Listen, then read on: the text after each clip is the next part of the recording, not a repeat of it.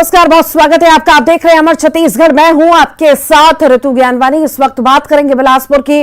घर में भीषण आग लगी है। आग ने 4 और घरों को अपनी चपेट में ले लिया है। आग से घर का सामान जलकर खाक हुआ। घर के लोगों ने भागकर अपनी जान बचाई। मौके पर दमकल की गाड़ियां पहुंच चुकी हैं। पचपेड़ी थाना क्षेत्र का ये पूरा मामला आपको बता रहे हैं।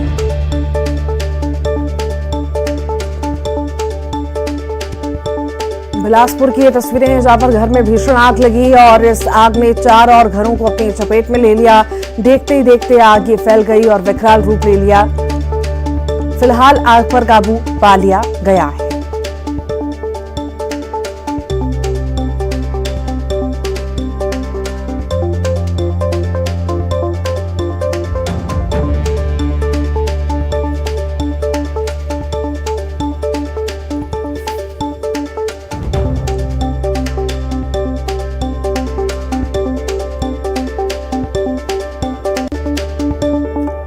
धमतरी से बड़ी खबर है। ट्रक ने बाइक सवार को रौंदा है। हादसे में बाइक सवार की मौत हो गई है। गुस्साए लोगों ने ट्रक में आग लगाई। केरे गांव के सलोनी गांव की यह घटना आपको बता रहे हैं।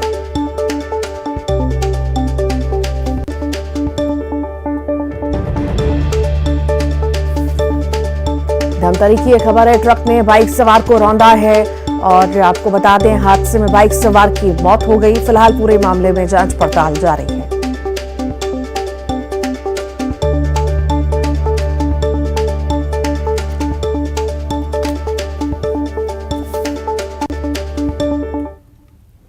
जशपुर से बड़ी खबर है। 2 ट्रकों की आमने सामने टक्कर हुई है। हादसे में ट्रक में ड्राइवर और क्लीनर फंसे हैं। ट्रक काटकर दोनों को निकालने की कोशिशें लगातार जारी हैं। हादसे के बाद कई किलोमीटर तक लंबा जाम देखने को मिला। पत्थलगांव थाने के रायगढ़ रोड की ये घटना आपको बता रही है।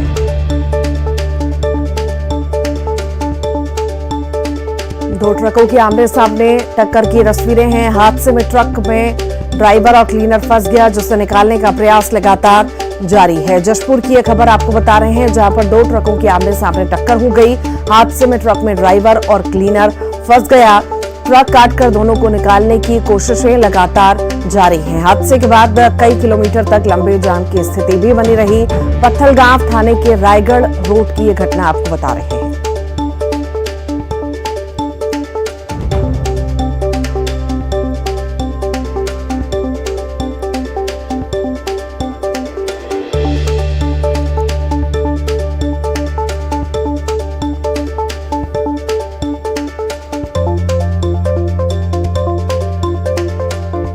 हादसे की तस्वीरें देख रहे हैं। हादसे के बाद आपको बता दें लंबा जाम भी लगा रहा। 2 ट्रकों के आमने सामने टक्कर हो गई और जिसमें ड्राइवर और क्लीनर के फंसे होने की खबर है, जिन्हें निकालने का प्रयास लगातार जारी है। ट्रक काटकर दोनों को निकालने का प्रयास किया जा रहा है।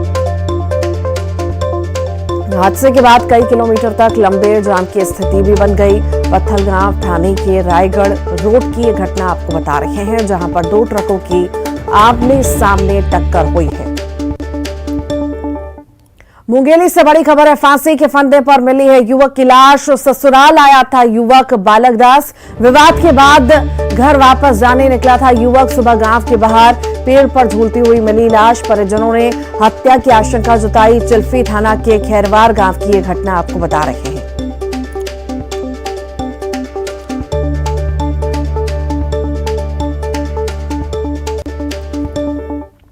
बलौदाबाजार से बड़ी खबर है। भाटापारा में फिर चाकूबाजी हुई है। साले ने जीजा को चाकू मारकर हत्या कर दी। इलाज के दौरान जीजा ने दम तोड़ दिया। भाटापारा ग्रामीण थाना इलाके की घटना आपको बता रहे हैं। हिरासत में आरोपी साला लिया गया है।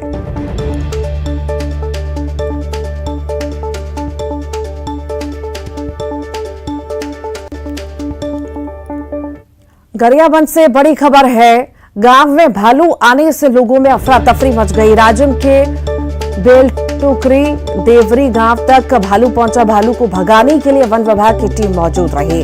आसपास के गांवों को अलर्ट किया गया।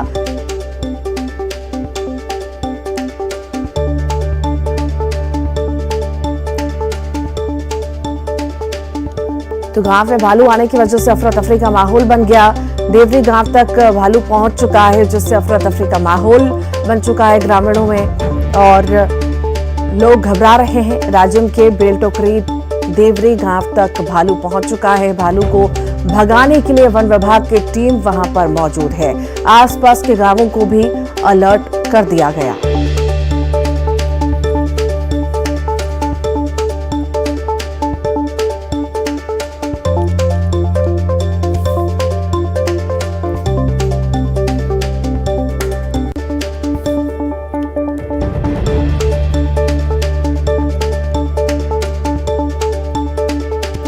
भालू के आने से अफरा तफरी का माहौल है और लोग परेशान हो चुके हैं। अफरा तफरी का माहौल बन चुका है। लोगों ने वन विभाग की टीम को सूचना दी, जिसके बाद टीम पहुंची है और आसपास के गांवों को भी अलर्ट कर दिया गया है। टीम लगातार रेस्क्यू करने में जुटी है।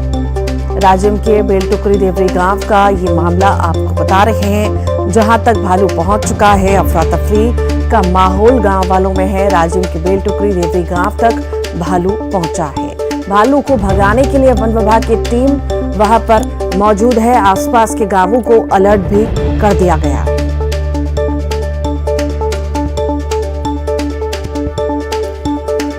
और ज्यादा जानकारी के लिए इमरान शेख हमारे साथ जुड़ गए हैं। इमरान, भालू के आने से ग्रामीणों में दहशत है, क्या रेस्क्यू कर लिया गया है, क्या कुछ कहना है वन विभाग की टीम का?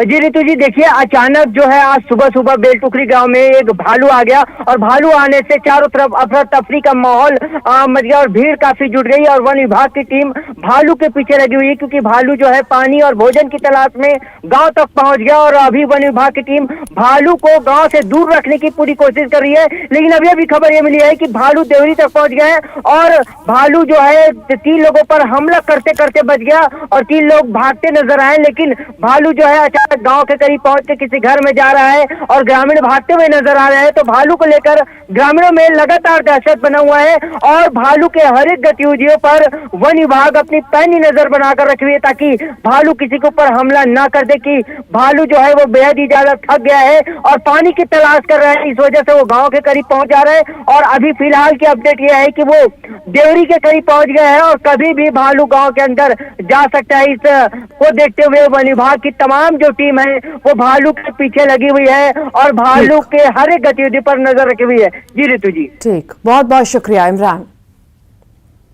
दुर्ग से बड़ी खबर है, लाखों के सामान गबन करने में 3 गिरफ्तार हुए हैं। गिरफ्तार आरोपियों में एक महिला भी शामिल है। ऑनलाइन ऑर्डर से लाखों के सामान गबन का आरोप इन पर लगा है। आरोपियों से 13 मोबाइल, लैपटॉप सहित कई गाड़ियां बरामद की गई है। 5 आरोपियों को पहले ही गिरफ्तार किया जा चुका है। एक अन्य फरार की तलाश जारी है। धमदा थाना क्षेत्र का ये पूरा मामला आपको बता रहे हैं।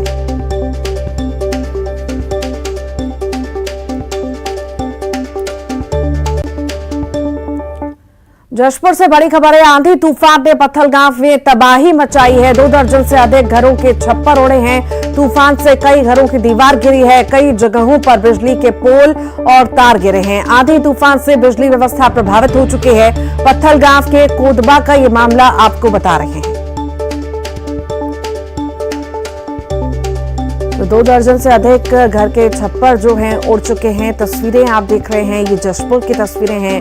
आंधी तूफान ने पत्थलगांव में तबाही मचा दी है। 2 दर्जन से अधिक घरों के छप्पर उड़ चुके हैं। तूफान से कई घरों की दीवार गिरी है। कई जगहों पर बिजली के पोल और तार भी गिरे हैं। आंधी तूफान से बिजली व्यवस्था पूरी तरह से प्रभावित हुई है।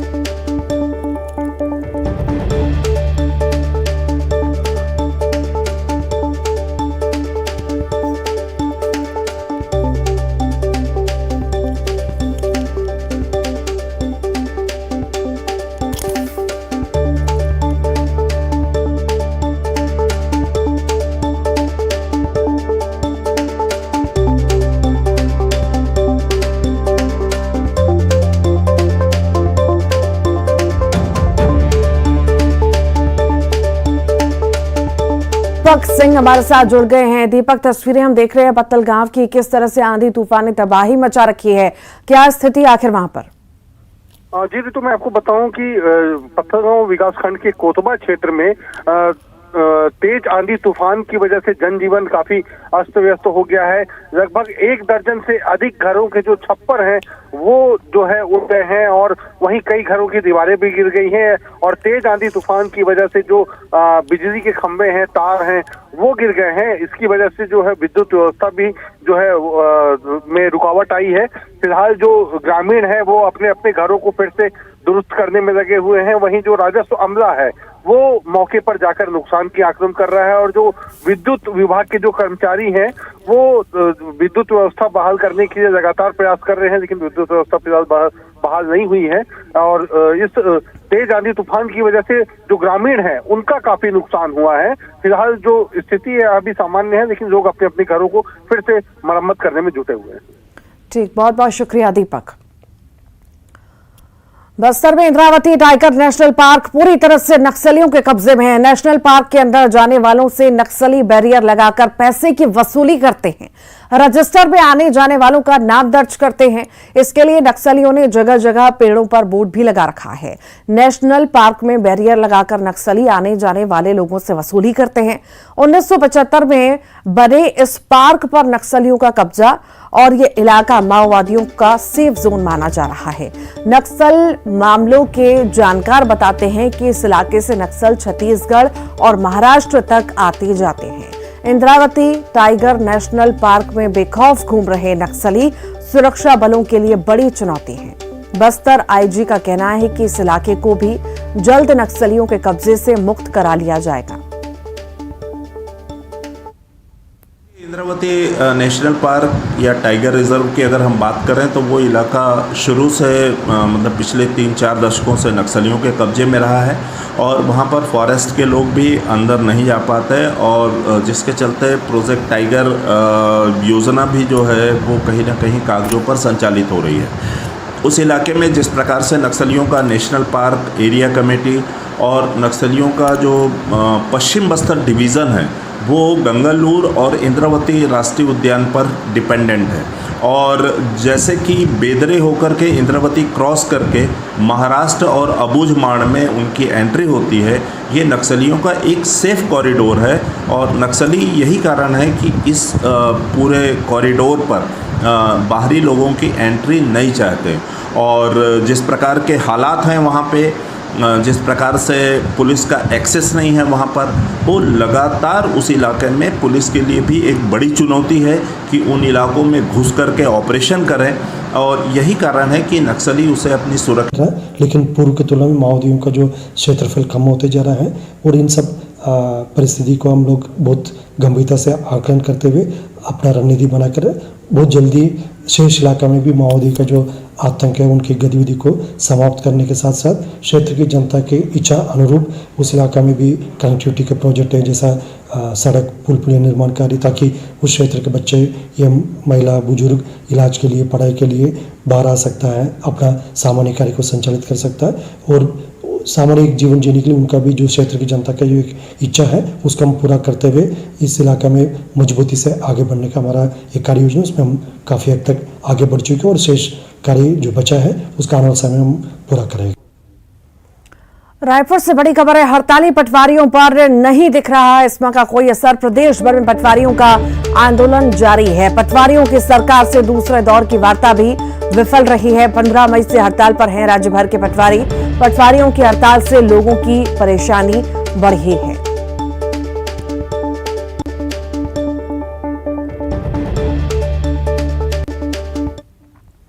नशा मुक्ति के लिए सीएम भूपेश बघेल ने निर्देश दिए हैं। नशा मुक्ति के लिए जन जागरण अभियान चलाने के निर्देश दिए गए हैं। मुख्यमंत्री भूपेश बघेल ने मुख्य सचिव को यह निर्देश दिए। समाज कल्याण विभाग 1 महीने में कार्य योजना पेश करे। नशा मुक्ति जन जागरण अभियान की कार्य योजना पेश करे। नशा मुक्ति के क्षेत्र में काम कर रहे लोगों से सलाह लेने के निर्देश दिए हैं। एनजीओ, सामाजिक, सांस्कृतिक, धार्मिक संस्थाओं से सहयोग लें। छात्रों में जागरूकता के लिए शैक्षणिक संस्थाओं में सेमिनार कराएं।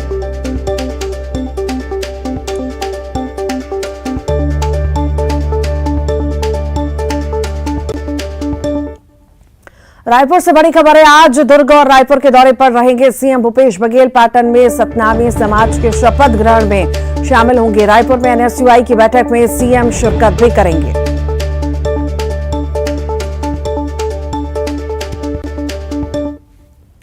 रायपुर से बड़ी खबर है। आरंग और बिलासपुर के दौरे पर जाएंगे बीजेपी प्रदेश अध्यक्ष अरुण साहब। आरंग में बीजेपी कार्यकर्ताओं के साथ बैठक करेंगे। आरंग में बैठक के बाद बिलासपुर जाएंगे।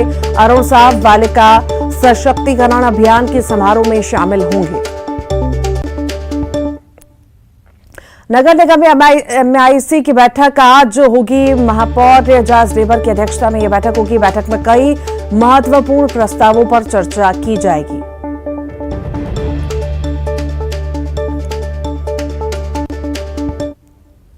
रायपुर में स्मार्ट सिटी और निगम के अमृत मिशन योजना के लिए राजधानी की सड़कों को खोद दिया गया है। पाइपलाइन बिछाने के लिए शहर में किए गए गड्ढों से सड़कों का हाल बेहाल है, जिसके चलते राहगीरों की भारी परेशानी बढ़ गई है। आशंका जताई जा रही है कि बारिश में ये सड़कें चलने के लायक भी नहीं रहेंगी। योजना के तहत पाइपलाइन बिछाने के लिए सड़कों में हो रही खुदाई और पुराने गड्ढे अब लोगों के लिए परेशानी का सबब बन गए हैं। इस वक्त हम मौजूद हैं राजधानी रायपुर के लाखे नगर में, जहां करीब 2-3 दिनों से पाइपलाइन बिछाने के लिए सड़कों को खोद दिया गया है और जिसके चलते लोगों को आवाजाही में दिक्कतें हो रही हैं। वहीं पाइपलाइन बिछाने के लिए पहले धीमी गति से जो कार्य चल रहे थे, जिसको देख अब जो है धड़ल्ले से मुख्य सड़कों की खुदाई करते नजर आ रहे हैं। ऐसे में ये सड़कें बारिश में जो हैं वो चलने के लायक नहीं रहेगी और कहीं ना कहीं ये बदहाल सड़कें सड़क दुर्घटनाओं का भी कारण बनेगी। कैमरामैन सुशील के साथ तनु वर्मा, न्यूज़ 18 छत्तीसगढ़, रायपुर। और इसी के साथ ही अमर छत्तीसगढ़ के बुलेटिन में इतना ही। आज हम बात करेंगे इंदौर के विधानसभा क्षेत्र 5 की।